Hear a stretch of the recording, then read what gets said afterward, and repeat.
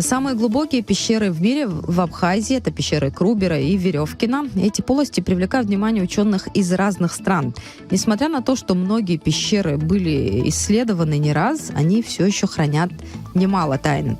Спелеологи продолжают изучение полости. Вот какие тайны хранят пещеры, что показывают последние исследования спелеологов. Об этом будем подробно говорить с руководителем экспедиции Российского союза спелеологов на Абзыбский хребет Сергеем Левашовым. Он с нами в студии. Приветствую.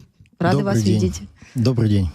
Завершилась очередная экспедиция на Абзыбский хребет. Чем эта экспедиция отличается от тех, что были до этого? Ну, я хотел бы несколько слов сказать о проекте в целом. Он идет второй год. Был он начат год назад. 2 экспедиции уже прошли. Это 3-я уже экспедиция. И мы рассчитываем, что этот проект, начатый Российским союзом спелеологов, будет продолжаться еще много лет. Потому что пещер действительно в Абхазии очень много. Они постоянно прирастают новыми, какими-то неизвестными до сих пор объемами. И поэтому уникальность этого проекта, она в том, что собираются спелеологи со всей страны, не с одного какого-то города России, а со всей страны. Экспедиции большие, в них участвует много людей, и мы на Абзыбском хребте теперь можем исследовать те пещеры, которых не было уже людей 40-50 лет, с тех пор, как были большие такие экспедиции еще до 90-х годов.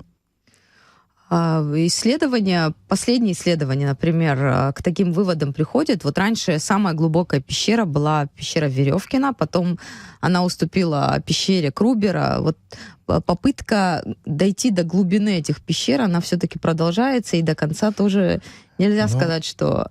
Дело в том, что когда люди в пещеры идут, это часто задают вопрос, что их мотивирует. У кого-то это спортивный интерес, испытать себя, почувствовать какие-то сильные эмоции или преодолеть какие-то отметки по глубине глубже, чем остальные.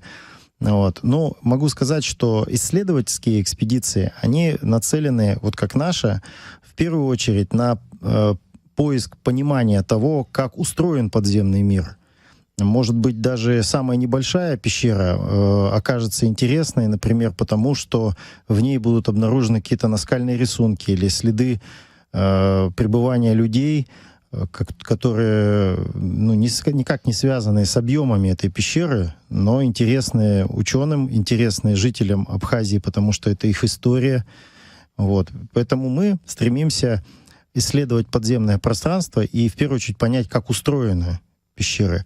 А это уже в свою очередь дает информацию для очень многих, в том числе технических служб. Например, вот я рассказывал перед эфиром про Джирху, реку, на которой стоит ГЭС, и мы тоже продолжаем исследования там. По течению этой подземной реки вверх поднимаемся. Это село Джирхва или на Абзыбе вы имели в виду? Я имею в виду на Абзыбе речку Джирхва, которая втекает в Бзыбь, впадает в Бзыбь в районе Джирхва-ГЭС. Такое место известное. А почему это интересно вот слушателям нашим, да, некоторым непонятно, да, зачем вот эти исследования, насколько они полезны для обычных жителей или для, может быть, для властей, какую пользу они абхазским могут принести ваши исследования, чтобы это объяснить? Ну, я думаю, что тут в первую очередь нужно, конечно, признаться, что мы этим занимаемся в первую очередь для того, чтобы испытать самим какие-то сильные эмоции. Каждый человек стремится жить необычной жизнью, интересной жизнью, но те знания, которые нам удается получить, они, конечно, могут быть использованы. Например, как я уже сказал, без понимания, насколько будет постоянно течь вода из той же Джирхвы, невозможно спрогнозировать работу гидроэлектростанции. И можно вложить много денег, а потом окажется, что в какой-то момент вода оттуда просто не будет течь. Или изменит свое русло эта подземная река. Во-первых. Во-вторых, часто очень бывает так, что находки спелеологов потом могут быть использованы в туристических целях. Конечно, мы часто сталкиваемся, и к нам подходят люди, говорят, найдите пещеру прямо вот, чтобы около моего дома была, и тогда будут туристы приезжать. Ну, так, конечно, часто. Это эффект про сферу туризма, да, как стимулирует развитие в том числе. других направлений. Вот меня впечатлила история, как житель села к вам обратился с просьбой помочь доисследовать пещеру. Да, уже сами люди, понимая, что пещеры — это визитная карточка Абхазии во многом, действительно, самые глубокие пещеры здесь находятся в мире, стремятся сами найти пещеры поблизости от своего дома и просят спелеологов эти пещеры дальше исследовать, потому что требуется снаряжение, опыт, чтобы глубоко туда проникнуть, в надежде, что этот объект станет потом привлекательным для туристов, они приедут, и особенно это важно для каких-то удаленных поселков, деревень, где во многом уже остались взрослые, только пожилые люди. И таким образом, может быть, жизнь в деревне начнет активнее двигаться. Интересно еще поговорить о том, кто и как следит за тем, чтобы какие-то экологические нормы не были нарушены. Потому что экосистема очень чувствительная, и некоторые пещеры, в них нога человека не ступала не только десятилетиями, но и в некоторые, которые впервые открываются миллионы лет. Ну вот как раз я попал к вам на эфир после встречи, которая у нас очень продуктивно прошла в Министерстве экологии. Именно с стороны Российского союза спелеологов мы предложили дальнейшее сотрудничество. Мы будем всю информацию, которую нам удается получить в виде отчетов, передавать в Министерство экологии, которое будет уже следить за тем, чтобы эти исследования были, во-первых, востребованы и полезны для Абхазии, чтобы не были нарушены какие-то экологические нормы, потому что бывает, информацию получают люди и потом стремятся попасть в эти пещеры, не имея должного опыта, и наносят вред. Разбирают на сувениры какие-то натечные образования или оставляют мусор. Даже не потому, что они так хотели, так воспитаны, а просто у них нет опыта проникновения, и они не знают, как можно очень легко нарушить экологическую обстановку в пещере. Это очень хрупкое очень равновесие. Но, с другой стороны, попасть в эти пещеры обычный человек тоже не может. Это труднодоступные места, куда на вертолете, это и дорого, и вряд ли обычный турист туда доберется. В горы, да, но в Абхазии много пещер прямо находятся в непосредственной близости от домов, от поселков, возле дорог, и поэтому туда попасть как раз можно. То есть, да, с этими пещерами, конечно, нужно быть более осторожными, и все-таки кто-то должен следить за тем, чтобы нормы соблюдались. А по поводу исследования, вы говорите, что в ходе ваших экспедиций неоднократно вы видели какие-то интересные объекты. Это и какие-то сооружения, которые представляют интерес для археологов уже, не для спелеологов, а для археологов. Пещеры вообще издавна служили убежищем для людей. Охотники использовали их в качестве хранения добычи или временных укрытий, когда в горах их заставала непогода. Когда мы ищем такие объекты, как пещеры, мы часто находим еще и следы древних цивилизаций, людей, которые жили на территории Абхазии. Ну, например, очень часто встречаем в горах, в труднодоступных местах, такие каменные стены, которые, на наш взгляд, построить можно только для того, чтобы они просуществовали так долго. Это столько усилий нужно. Люди тратили много времени и усилий для того, чтобы создать такие сооружения. Внутри них часто были находки каких-то артефактов, наконечники стрел, и так далее. Поэтому вот сейчас мы договорились, что мы не просто будем наблюдать, мы во время своих поисковых маршрутов будем фотографировать, будем отмечать на картах эти места и эту информацию тоже Министерство экологии отдавать, потому что это наследие народа Абхазии. Вы перед интервью мы с вами успели еще пообщаться. Вы говорили о том, что ваши данные помогают в том числе и понять, как гидросистема устроена, и что иногда вырубка лесов, насколько вот экосистема, она чувствительна, и ваши данные это демонстрируют. Элементарная вырубка лесов может быть в каком-то отдаленном месте, может повлиять на приток воды, допустим, в другом районе. Да, так называемый вот карстовый рельеф, рельеф, который содержит пещеры, он очень живой, очень быстро меняется. Иногда бывает так, что источник может работать много лет, даже сотни лет, а потом пересохнуть. Или действительно может так случиться, что какой-то ледник в горах изменил свое положение, стаял. Сейчас тем более все говорят о потеплении. В эпоху потепления климата мы живем.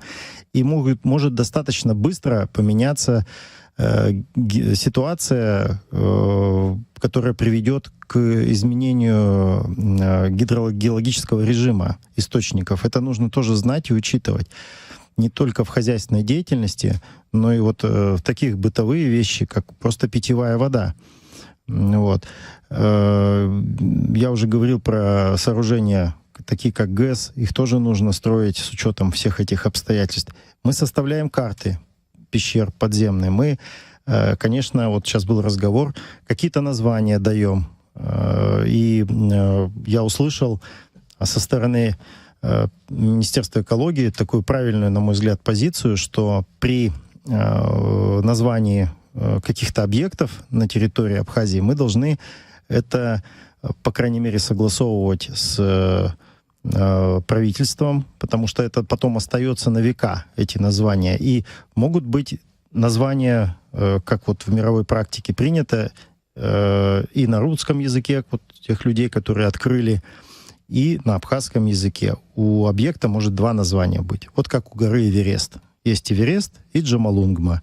Все знают этот объект под двумя именами. Ну, чувствительная тема, да, топонимика. Да. И, конечно же, хочется, когда речь идет о таких мировых открытиях, конечно, чтобы такой элемент национального колорита все-таки там присутствовал. А в целом, что еще вот с туристической точки зрения, если на всю эту историю посмотреть, что это может дать? Вот с точки зрения таких научных экспедиций, научного туризма, это может быть интересно? Можно ли это сделать не то чтобы массовым, но расширить границы этого направления? Ну, я думаю, что, конечно, да, потому что интерес к пещерам, он во всем мире очень велик. И не только из России люди стремятся приехать в пещеры Абхазии для того, чтобы их изучить, но еще и из других стран тоже.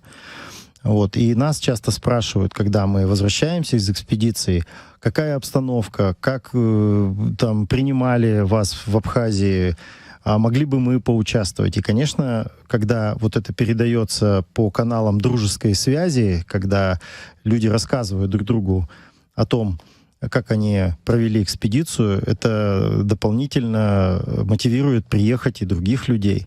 Я, пользуясь случаем, хотел бы сказать, что любая экспедиция — это не только пещеры для нас, это еще встречи с людьми, это друзья, которые у нас тут есть. И без их помощи мы, конечно, бы никогда не смогли здесь такую работу проводить. В частности, семья Рауфа Ристау из Адхары нам очень всегда помогает. Мы очень благодарны за эту помощь и всегда рады их видеть.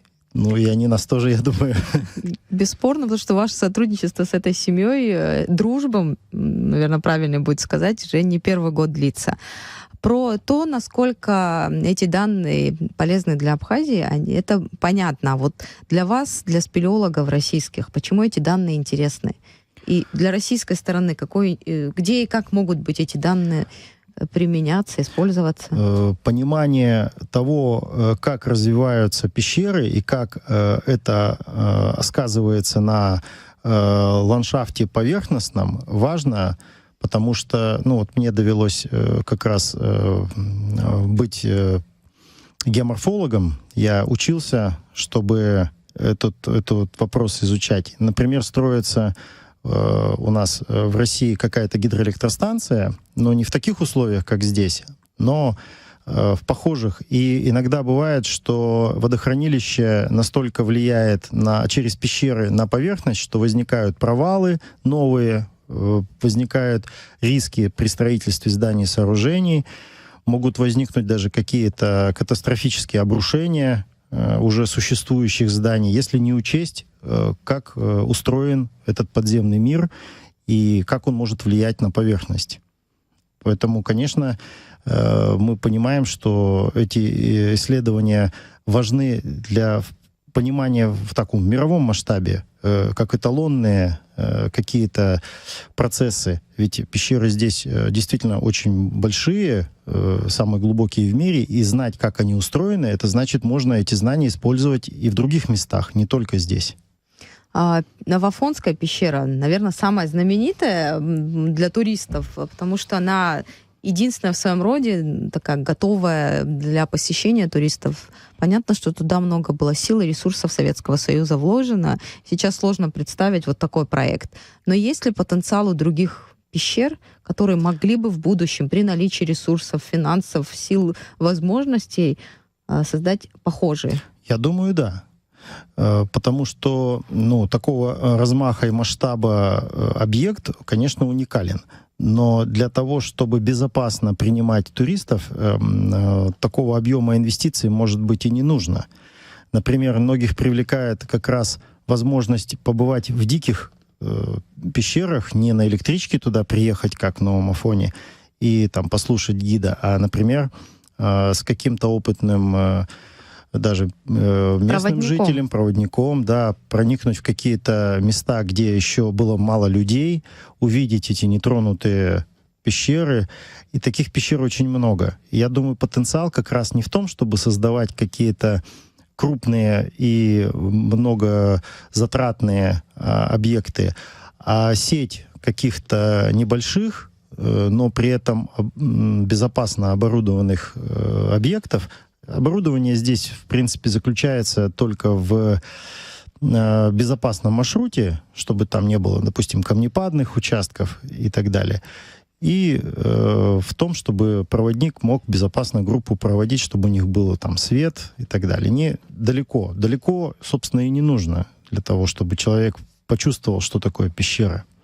Вы рассказывали про случаи, как сельчанин к вам подходил, просил вашей помощи, но если предположить, что какой-то вот объект найден, небольшая пещера, ее оборудовать, да, какой-то там, не знаю, путь небольшой сделать, дорого ли это, вот так, чтобы экономику понимать примерную? Много ли затрат для этого нужно? Мне сложно оценить уровень затрат, потому что очень многое зависит от специфики самого объекта.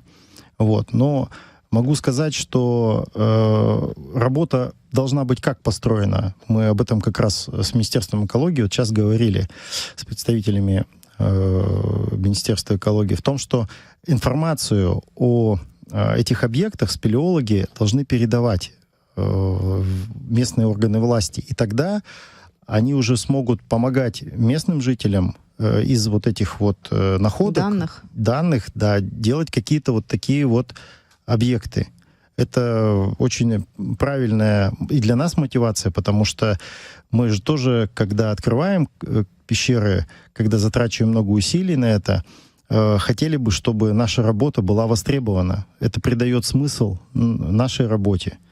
И мы будем стараться эту информацию передавать в Абхазию Министерство экологии, и уже с помощью вот такого взаимодействия нам, я надеюсь, удастся помочь в том, чтобы была сеть таких небольших, пусть, но эффективных объектов, которые привлекали бы туристов.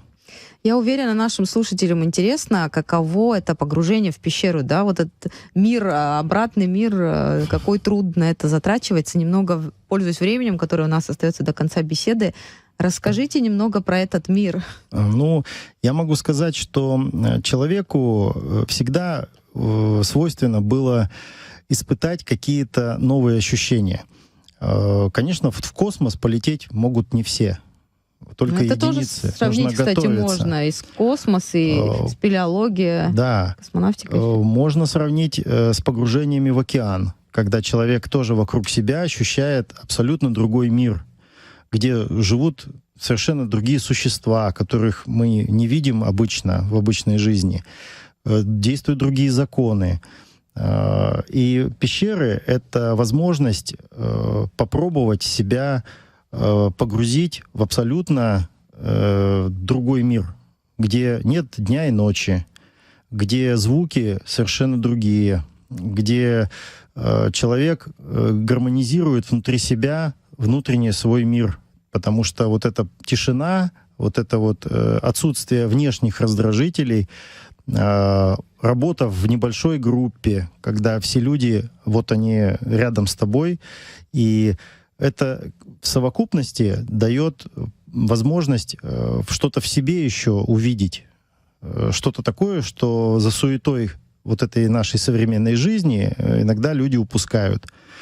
Вот. И потом, когда возвращаешься из пещер, когда ты там пробыл не день, не два, а 20 дней, например, прожил, ты по-другому смотришь на многие вещи, как будто с чистого листа. Это помогает потом в жизни преодолевать какие-то сложности, трудности, которые кажутся большими, но с высоты Через вот призму этого опыта уже их преодолеть гораздо проще. А какие-то удивительные истории, которые с вами происходили в абхазских пещерах? Может быть, какие-то ожидания ваши, они не оправдались, наоборот, вы были удивлены, что-то такое интересное, что вспоминается? Вы знаете, всегда один и тот же сценарий, когда такой вопрос задается, как было сложно, какие были обстоятельства, которые были все против нас, но мы смогли их преодолеть, и как все благополучно закончилось. Вот по большому счету, вспоминая все истории, которые происходили, они вот примерно по такому сценарию, но всегда интересно накалом эмоций. И, ну, например, вот сейчас мы благодаря нашему другу Алексею Головину, пилоту вертолета, смогли, мы попали в снег, выпало 1,5 метра снега. Ну, наверное, здесь на побережье были дожди. Ну, похолодание да, ощущаем. похолодание. А вот в горах в это время был сильный ветер, снег, и у нас 2 лагеря оказались изолированы друг от друга. Мы не могли никуда передвигаться. Мы 5 дней просто строили снежные стены вокруг палаток, чтобы не сдуло их ветром. У нас связь была только радиосвязь, ну, иногда можно было поймать какую-то сотовую связь. И вот буквально 2-3 часа хорошей погоды позволили ему очень ювелирно нас вертолетом с гор снять. И вот эти ощущения, когда все на таком пределе, они, конечно, очень хорошо запоминаются и потом в обычной жизни поддерживают людей. Когда они такое преодолевают вместе, они потом становятся настоящими друзьями. Абхазские горы отличаются не только красотой, но и коварностью, как говорят вот знатоки. В чем их коварство?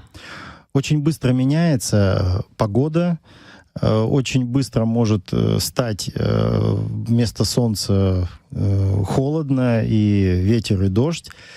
Но это такой вызов, который и в обычной жизни бывает с человеком, что очень быстро почва из-под ног уходит, какие-то события возникают, которые нужно преодолевать, и это такой тоже опыт. Мы благодарны коварству Абхазских гор, потому что это дает нам возможность расти. И последнее, что я хочу спросить, следующий этап вашей экспедиции когда?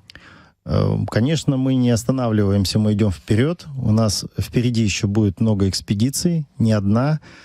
Следующее уже буквально через 1,5 месяца. Мы в конце года традиционно приезжаем и работаем на Мчиште, в Адхаре, и планируем уже летнюю экспедицию на следующий год. Спасибо, что рассказали о результатах вашей экспедиции. Будем дальше следить за этими исследованиями. Спасибо Удачи вам. за возможность высказаться. Нашим слушателям напомню, у нас в гостях был руководитель экспедиции Российского союза спелеологов на Бзыбский хребет Сергей Левашов. Мы говорили об экспедиции в Абхазии, о том, какие исследования проводят спелеологи и какие открытия были сделаны за последнее время.